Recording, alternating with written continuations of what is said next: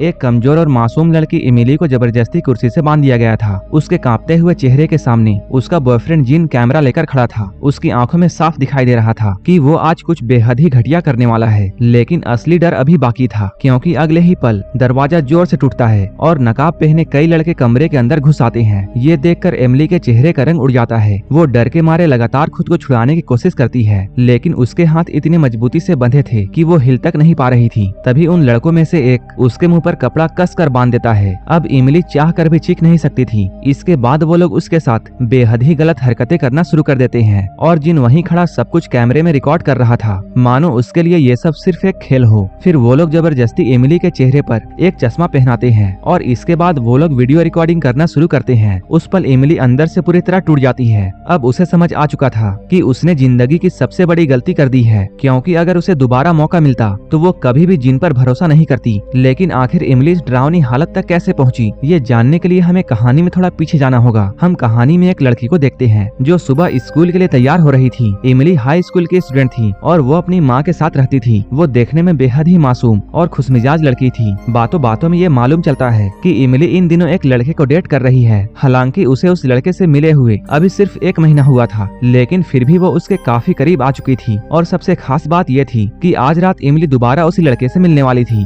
कुछ देर के बाद में हम लोग इमिली को उसके बॉयफ्रेंड जिन के साथ में देखते हैं। दोनों साथ में काफी अच्छा समय बिता रहे थे। उनके बीच धीरे धीरे नजदीकियां बढ़ने लगी थी और इसी दौरान पहली बार दोनों ने एक दूसरे को किस किया। इमिली के चेहरे पर खुशी साफ दिखाई दे रही थी। वहीं दूसरी तरफ वो अपनी माँ से झूठ बोलती है। वो कहती है वो अपने दोस्त सू यांग से मिलने के लिए जा रही है और जल्द ही वापस आ जाएगी, लेकिन असल में इमिली ने अपने बॉयफ्रेंड जिन से मिलने के लिए माँ से झूठ बोला था। कुछ देर के बाद में वो जिन के साथ में उसके घर पर जाती है। वहाँ दोनों साथ बैठकर खाना खाते हैं, मस्ती करते हैं और काफी देर तक बातें करते रहते हैं। धीरे धीरे रात काफी हो चुकी थी। अब इमिली वापस घर जाने की बात करती है, लेकिन जिन उसे थोड़ी देर और रुकने के लिए मना लेता है। इमिली भी उसके कहने पर रुक जाती है, लेकिन फिर पता नहीं कैसे वहीं बैठे बैठे उसकी आंख लग जाती है। शायद उसने जरूरत से ज्यादा पी ली थी। अब जिन उसे एक ड्रिंक देता है और कहता है इसे पीने से उसका नशा उतर जाएगा। इमिली बिना कुछ सोचे उस ड्रिंक को पी लेती है, लेकिन उसे बिल्कुल अंदाजा नहीं था कि उस ड्रिंक में पहले से ही नशीली दवा मिली हुई है। अगले ही पल में कहानी अचानक बेहद ही डरावने मोड़ पर पहुंच जाती है। जब इमिली की आंखें खुलती है तो वो खुद को एक चेयर में बंधा हुआ पाती है। उसका सिर भारी हो रहा था और वो अब पूरी तरह नशे में थी। उसे ठीक से समझ में नहीं आ रहा था कि आखिर उसके साथ क्या हो रहा है। तभी कमरे के बाहर से कुछ लड़कों की आवाजें सुनाई देती हैं। वो लोग पैसों के बारे में बातें कर रहे थे, जैसे कोई बड़ा सौदा होने वाला है। इमिली डर के मारे कांपने लगती है और तभी जिन कमरे के अंदर आता है, लेकिन इस बार उसके चेहरे पर पहले वाली मासूमियत नहीं थी और उसके हाथ में एक वीडियो कैमरा था। अब वो इमिली की रिकॉर्डिंग करने लगता है। ये देखकर इमिली के होश उड़ जाते हैं। उसे समझ में आ जाता है कि जिन ने उसके साथ बहुत बड़ा धोखा किया है। तभी एक एक करके कई लड़के कमरे के अंदर आने लगते हैं। सभी ने अपने चेहरे पर मास्क पहन रखे थे। अब कमरे का माहौल डरावना हो चुका था और फिर वो लोग इमिली के साथ बेहद ही गलत हरकतें करने लगते हैं। जबकि जिन सब कुछ कैमरे में रिकॉर्ड कर रहा था, असल में वो लोग इन वीडियोस को ऑनलाइन बेचकर पैसे कमाते थे और इमिली उन दरिंदों के जाल में फंस चुकी थी। अगले सुबह वो लोग इमिली को बेबस हालत में छोड़कर भाग जाते हैं। किसी तरह इमिली अपने घर में पहुंचती है। उसके शरीर पर कई निशान थे और आंखों में सिर्फ डर था, लेकिन असली झटका उसे तब लगता है जब वो जिन और उसके दोस्तों के द्वारा रिकॉर्ड की गई वीडियो को देखती है। ये देखकर उसका दिल पूरी तरह टूट जाता है। वो फूट फूट कर रोने लगती है, लेकिन फिर भी वो आवाज तक नहीं करती, क्योंकि उसे डर था कि अगर उसके घर वालों को ये सच मालूम चल गया तो शायद उसकी पूरी जिंदगी बर्बाद हो जाएगी। अब वो हर वक्त डरी डरी रहने लगी थी। उसके चेहरे से अब पहली वाली खुशी गायब हो चुकी थी। अब वो सिर्फ एक ही बात चाहती थी कि वो अपनी माँ के साथ किसी दूसरे जगह पर जाकर रहने लगे।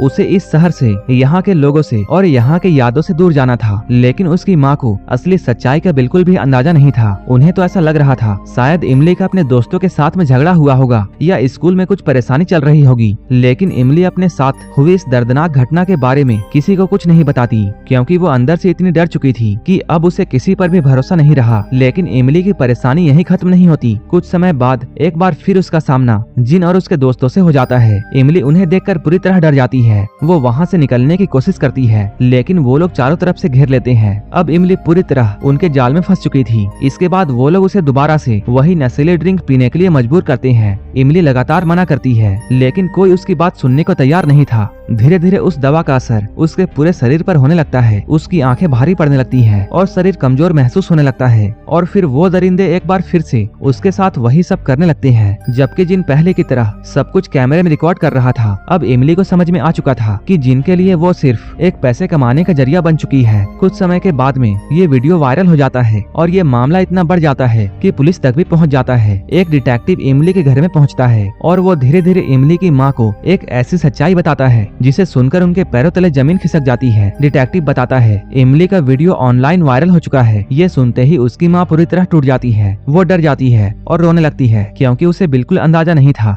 कि उनकी बेटी किस दर्द से गुजर रही थी। उधर इमली शर्म, डर और दर्द की वजह से अंदर ही अंदर बिखर चुकी थी। डिटेक्टिव बताता है उसने इस मामले में कुछ सस्पेक्ट्स को गिरफ्तार किया है, लेकिन तब तक ये मामला बहुत बड़ा स्कैंडल बन चुका था। असल में उस वायरल वीडियो सीरीज का नाम मैरिनेट था और इमली का वीडियो उसी नाम से इंटरनेट पर फैल चुका था। पूरा स्कूल इस घटना की बातें कर रहा था और आखिरकार उन 5 हाई स्कूल लड़कों को अरेस्ट कर लिया जाता है। इमली के उस वायरल वीडियो को जिन ने पैसों के लालच में गंदी वेबसाइट को बेच दिया था। हालांकि पुलिस ने उस समय कई लोगों को पकड़ा था, लेकिन सबूतों की कमी और कम उम्र होने की वजह से मामला पूरी तरह खत्म नहीं हो पाया। इसी वजह से डिटेक्टिव को हमेशा लग रहा था कि इस पूरे खेल के पीछे कोई और बड़ा इंसान शामिल था। लेकिन इधर इमली की जिंदगी पूरी तरह बदल चुकी थी। उसके लिए स्कूल, दोस्त और पुरानी जिंदगी सब कुछ एक डरावनी याद बन चुकी थी। वहीं डिटेक्टिव हालत को देखते हुए इमली और उसकी माँ से कहता है तुम दोनों को यह शहर छोड़ देना चाहिए और कहीं दूर जाकर नई जिंदगी शुरू करनी चाहिए, क्योंकि अब इस शहर में रहना इमली के लिए हर दिन एक नया दर्द बन चुका था। देखते ही देखते पूरे 10 साल बीत जाते हैं। अब इमली की जिंदगी पूरी तरह बदल चुकी थी। वो अब अपने पुराने नाम से नहीं बल्कि मिस हान के नाम से जानी जाती थी। वक्त ने धीरे धीरे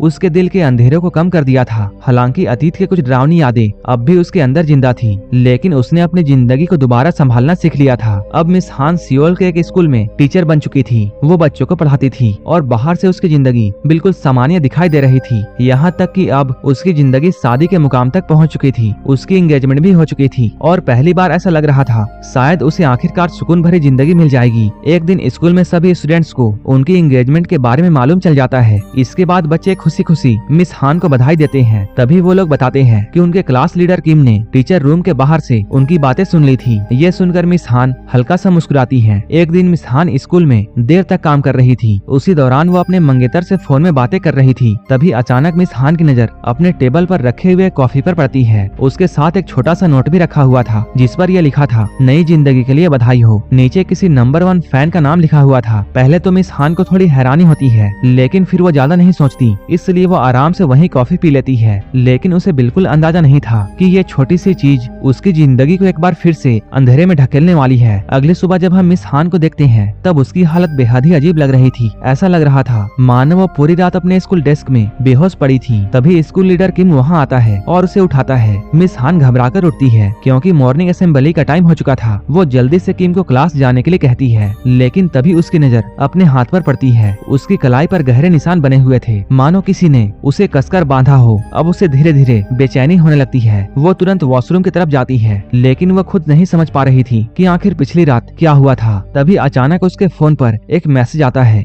मैसेज भेजने वाला खुद को मास्टर कहता है। ये नाम पढ़ते ही मिस हान के अंदर अजीब सा डर पैदा होने लगता है, लेकिन अगले ही पल उसके होश उड़ जाते हैं क्योंकि उस मैसेज के साथ कुछ फोटोज और वीडियोस भी भेजे गए थे। वीडियो में साफ दिखाई दे रहा था कि पिछली रात उसके साथ कुछ बेहद ही गलत हुआ था। उसे एक कुर्सी से बांधा गया था और ठीक वैसे ही उसकी रिकॉर्डिंग की गई थी जैसे सालों पहले इमली के साथ में हुआ था। अब मिस हान का अतीत एक बार फिर से उनके सामने खड़ा था। उसके हाथ कांपने लगते हैं और आंखों में डर साफ दिखाई देने लगता है। इसके बाद फिल्म हमें एक लड़के को दिखाती है जिसके पिता उसे दिन भर इंटरनेट कैफे में बैठे रहने की वजह से डांट रहे थे। हालांकि उस समय ये सीन सामान्य लगता है, लेकिन कहानी में इसका बहुत बड़ा कनेक्शन छुपा हुआ है। अगली सुबह मिस हान सीधे स्कूल के सिक्योरिटी गार्ड के पास में जाती है और वो उससे पिछले 2 दिन की सीसीटीवी फुटेज मांगती है ताकि पता कर सके कि पिछली रात उसके साथ आखिर क्या हुआ था। लेकिन गार्ड उसे बताता है कि सीसीटीवी सिस्टम अभी अंडर मेंटेनेंस है। ये सुनते ही मिस हान की बेचैनी और बढ़ जाती है क्योंकि अब उसे साफ महसूस होने लगा था कि कोई जानबूझकर उसके हर सबूत मिटा रहा है। एक दिन मिस हान अपने मंगेतर और अपने फैमिली के साथ में डिनर कर रही होती है। बाहर से सब कुछ सामान्य दिखाई दे रहा था। सभी लोग हंसते बोलते हुए खाना खा रहे थे और मिस हान भी बहुत खुश थी। तभी अचानक उसके फोन पर एक नया मैसेज आता है। मैसेज देखते ही उसके चेहरे का रंग उड़ जाता है, क्योंकि वो मैसेज फिर उसी मास्टर का था। वो बेहद ही निजी सवाल पूछता है और उसे उसकी तस्वीर भेजने के लिए कहता है। अब मिस हान पूरी तरह घबरा जाती है। उसे डर था कि अगर उसने उसकी बात नहीं मानी तो शायद वो पुरानी वीडियोस और तस्वीरों को सबके सामने वायरल कर देगा। इस वजह से वो तुरंत बहाना बनाकर वॉशरूम में जाती है। वहाँ पहुंचकर उसके हाथ कांप रहे थे। उसकी आंखों में डर और बेबसी साफ दिखाई दे रही थी, लेकिन आखिरकार ना चाहते हुए भी उसे मास्टर की बातें माननी पड़ती है और वो मजबूरी में उसे अपनी निजी तस्वीर भेजती है। अब मिस हान को साफ समझ में आ चुका था कि कोई इंसान उसके अतीत को यूज करके उसके प्रेजेंट को बर्बाद करना चाहता है। अब मिस हान सीधे उसी डिटेक्टिव के पास में जाती है जिसने सालों पहले एमिली की मदद की थी, वही डिटेक्टिव जिसने उसके पुराने केस को स्टडी किया था। मिस हान अब उससे जिन के बारे में पूछने लगती है, क्योंकि उसे पूरा शक था कि वही मास्टर बनकर उसे सारे मैसेजेस भेज रहा है। डिटेक्टिव भी मामले को गंभीरता से लेना शुरू कर देता है। वह तुरंत मैरिनेट केस से जुड़े एक पुराने पुलिस ऑफिसर को कॉल करता है और उससे जिन के बारे में जानकारी मांगता है। तब उसे मालूम चलता है कि जिन अब कई क्राइम के लिए वांटेड है। ये सुनकर मिस हान के चेहरे पर डर साफ दिखाई देता है। वो समझ नहीं पा रही थी कि आखिर जिन वापस उसकी जिंदगी में क्यों आना चाहता है। उधर फिल्म हमें उसी बच्चे को दिखाती है जो लगातार कंप्यूटर में कुछ सर्च कर रहा था। उसे बार बार दिखाया जाना काफी रहस्यमयी लग रहा था। ऐसा महसूस हो रहा था कि उसका इस कहानी में बहुत बड़ा कनेक्शन है। वहीं दूसरी तरफ मिस हान ने अब अपने मंगेतर से दूरी बनानी शुरू कर दी थी। वो उसके कॉल और मैसेजेस का जवाब देना बिल्कुल बंद कर चुकी थी, क्योंकि वो नहीं चाहती थी कि उसका अतीत उसकी नई जिंदगी को बर्बाद कर दे। तभी अचानक उसके फोन पर फिर मास्टर का मैसेज आता है। इस बार वो उसे स्कूल के एक स्टोरेज रूम में जाने के लिए कहता है। मिस हान डरते डरते वहाँ पहुँचती है, लेकिन अंदर जाकर उसके होश उड़ जाते हैं, क्योंकि वहाँ उसे वही नशीली दवा की बोतल मिलती है जो सालों पहले जिन ने उसे जबरदस्ती पिलाई थी। ये सब देखकर मिस हान के अंदर सालों पुराना गुस्सा जाग उठता है। वो गुस्से में उस नशीली दवा की बोतल को दीवार पर फेंक देती है। अगले दिन मिस हान क्लास ले रही होती है। तभी अचानक उसके फोन पर मास्टर का नया मैसेज आता है। मैसेज में ये लिखा था, मेरे ऑर्डर को ना मानने का नतीजा तुम्हें भुगतना पड़ेगा। ये पढ़ते ही मिस हान घबरा जाती है, लेकिन अगले ही पल पूरे क्लास में अफरा तफरी मच जाती है, क्योंकि सभी स्टूडेंट्स के फोन पर एक मैसेज आया था। उस मैसेज के साथ यांग नाम की लड़की के प्राइवेट फोटोज भेजे गए थे। ये देखकर पूरा क्लास शॉक्ड रह जाता है। वहीं यांग शर्म और डर के वजह से तुरंत क्लास से भाग जाती है। लेकिन यहाँ एक अजीब बात नोटिस होती है कि यांग बाकी विक्टिम की तरह पूरी तरह टूटी हुई नहीं लग रही थी। उसकी आंखों में डर जरूर था, लेकिन कहीं न कहीं वो कुछ छुपाते हुए महसूस हो रही थी। कुछ देर के बाद क्लास लीडर किम मिस हान को ये बताता है कि यांग पार्क में अकेली बैठी हुई है। मिस हान तुरंत उसके पास मिलने के लिए जाती है। वो यांग को ये समझाती है कि उसे पुलिस की मदद लेनी चाहिए, लेकिन यांग डरते हुए कहती है, अगर ये खबर बाहर आ गई तो सबको मेरे बारे में मालूम चल जाएगा। जब मिस हान उससे पूरी सच्चाई बताने को कहती है, यांग कांपते हुए बताती है, कुछ दिन पहले उसे मास्टर नाम के इंसान का मैसेज आया था। उसने उसे स्कूल के स्टोरेज रूम में जाने के लिए कहा था। यांग को लगा कि शायद उसके साथ कोई प्रैंक कर रहा होगा, इसलिए वो चली गई। वहाँ पहुँचने पर उसे एक ड्रिंक दिखाई दी जिस पर उसे पीने के इंस्ट्रक्शन लिखे हुए थे। जैसे ही उसने वो ड्रिंक पी, कुछ ही देर में वो बेहोश हो गई और जब उसकी आँख खुली तब उसने अपने आसपास कुछ लड़कों को खड़ा देखा। सबने अपने चेहरे पर मास्क पहने हुए थे। ये सुनते ही मिस हान बहुत डर जाती है, क्योंकि अब वह एक खौफनाक खेल एक बार फिर से शुरू हो चुका था। क्योंकि यांग के साथ जो भी कुछ हुआ था वो लगभग वैसा ही था जैसा सालों पहले एमिली के साथ में हुआ था, लेकिन इस बार शिकार कोई और था। उधर जब मिस हान घर पहुंचती है तो वो देखते ही उसका मंगेतर उससे मिलने के लिए आया हुआ है। वो मिस हान से पूछता है, तुम मेरे कॉल और मैसेजेस का जवाब क्यों नहीं दे रही हो? कुछ देर चुप रहने के बाद मिस हान उसे बताती है कि उसकी क्लास की एक स्टूडेंट का किसी ने वीडियो वायरल कर दिया है। लेकिन ये सुनते ही उसका मंगेतर हैरान करने वाली बात कहता है। वो कहता है गलती उस लड़की नहीं की होगी, और वो आगे कहता है अगर किसी लड़की का ऐसा वीडियो बना है तो शायद उसे ये सब करना पसंद होगा, और जब वीडियो लीक हो गया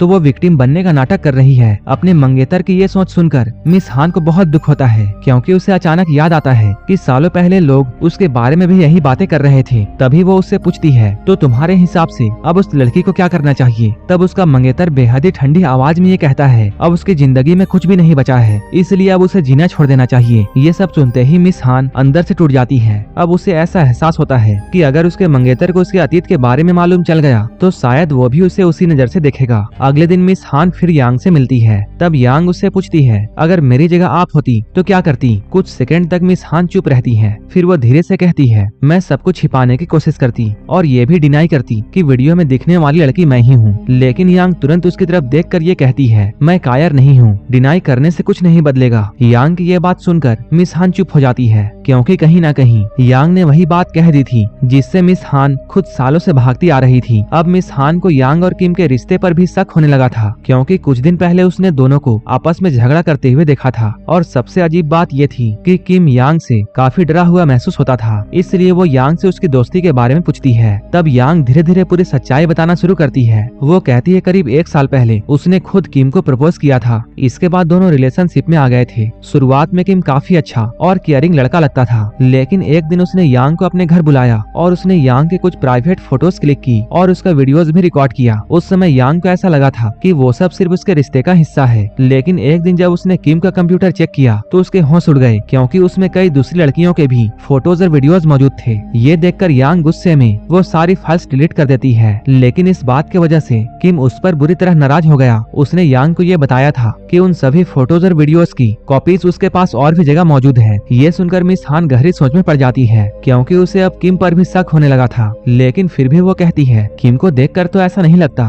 कि वो ऐसा कुछ कर सकता है। वो पढ़ाई में बहुत अच्छा है और एक अमीर परिवार से आता है। तभी अचानक मिस हान यांग से जिन के बारे में पूछती है। वो जानना चाहती थी क्या यांग ने कभी ये नाम सुना है, लेकिन यांग साफ मना कर देती है। वो कहती है उसने पहले कभी जिन नाम के किसी इंसान के बारे में नहीं सुना। उधर दूसरी तरफ मिस हान अब अपने मंगेतर से भी पूरी तरह दूर हो चुकी थी। उसकी सोच सुनने के बाद अब वो उससे मिलना भी नहीं चाहती थी। इसके बाद मिस हान तुरंत डिटेक्टिव को कॉल करती है, क्योंकि अब उसके दिमाग में सिर्फ एक ही नाम घूम रहा था, जिन का। डिटेक्टिव उसे बताता है पुलिस लंबे समय से उसे ढूंढ रही है, लेकिन फिर डिटेक्टिव अचानक गंभीर होकर उससे पूछता है क्या जिन ने तुम्हारे साथ फिर से कुछ किया है। ये सुनकर मिस हान कुछ सेकंड चुप रहती है, लेकिन फिर झूठ बोलते हुए कहती है ऐसा कुछ नहीं है। इसके बाद हम मिस हान को चुपचाप किम का पीछा करते हुए देखते हैं। उसे शक था कि शायद वही मास्टर बनकर यांग को भी मैसेज कर रहा है, लेकिन तभी किम की नजर उस पर पड़ जाती है। अब माहौल अचानक अजीब हो जाता है। कुछ लड़के मिस हान का पीछा करने लगते हैं। वो घबरा जाती है और तेजी से वहाँ से निकलने की कोशिश करती है, लेकिन तभी सही समय पर डिटेक्टिव वहाँ पहुँच जाता है और उसे बचा लेता है। अब डिटेक्टिव अपने तरीके से इस पूरे केस की छानबीन शुरू कर देता है। एक पुलिस ऑफिसर से उसे मालूम चलता है कुछ समय पहले जिन ने एक एडल्ट साइट पर कुछ माइनर्स की फोटोज अपलोड की थी। हालांकि उस समय उसे और उसके साथियों को सिर्फ वार्निंग देकर छोड़ दिया गया था, लेकिन पुलिस वालों को पूरा यकीन था कि इन सब के पीछे असली मास्टरमाइंड कोई और है। अब मामला पहले से कहीं ज्यादा खतरनाक होने लगा था। इसके बाद हम डिटेक्टिव और मिस हान को एक साथ बैठे हुए देखते हैं। अब पहली बार मिस हान उसे अपने दूसरे वीडियो के बारे में सब कुछ बताती है और ये भी बताती है कि यांग की तरह मास्टर उसे भी लगातार ब्लैकमेल कर रहा है। ये सुनकर डिटेक्टिव गहरी सोच में पड़ जाता है, लेकिन अब भी पूरा श्योर नहीं था कि किम ही असली मास्टर है या फिर उसका सिर्फ उससे कोई कनेक्शन है। इसके बाद वो मिस हान से कहता है उसे घर जाकर आराम करना चाहिए। मिस हान वहाँ से अचानक उठकर जाने लगती है, लेकिन तभी अचानक उसकी आंखों के सामने सब कुछ धुंधला होने लगता है। वो बेहोश होकर वहीं पर गिर जाती है। तभी अचानक डिटेक्टिव के फोन पर एक नया मैसेज आता है। मैसेज में यह लिखा था न्यू मैरिनेट जल्द ही आने वाली है। ये पढ़कर डिटेक्टिव के चेहरे का रंग बदल जाता है। इसके बाद वो मिस हान को उसके घर पर छोड़ देता है, लेकिन वहाँ पहुँचते ही मिस हान को एक बहुत बड़ी खबर मिलती है। उसे ये मालूम चलता है यांग को किसी ने किडनैप कर लिया है और फिर उसके फोन पर मास्टर का एक और नया मैसेज आता है। इस मैसेज में यह लिखा था कि अब ये तुम्हारे ऊपर है कि कल मैरिनेट पर किसका वीडियो अपलोड होता हुआ देखना चाहोगी। ये पढ़ते ही मिस हान समझ जाती है कि यांग की जान खतरे में है। अब उसके पास कोई दूसरा रास्ता नहीं बचा था, इसलिए वो यांग को बचाने के लिए मास्टर की भेजे हुए लोकेशन पर पहुंच जाती है। वहां पहुंचकर वो देखती है उसके सामने वही पुरानी नशीली दवा रखी हुई है, ठीक वही ड्रिंक जिसने सालों पहले उसकी जिंदगी बर्बाद कर दी थी। लेकिन यांग को बचाने के लिए मिस हान मजबूरी में वो दवा पी लेती है। उधर डिटेक्टिव तुरंत पुलिस को कॉल करता है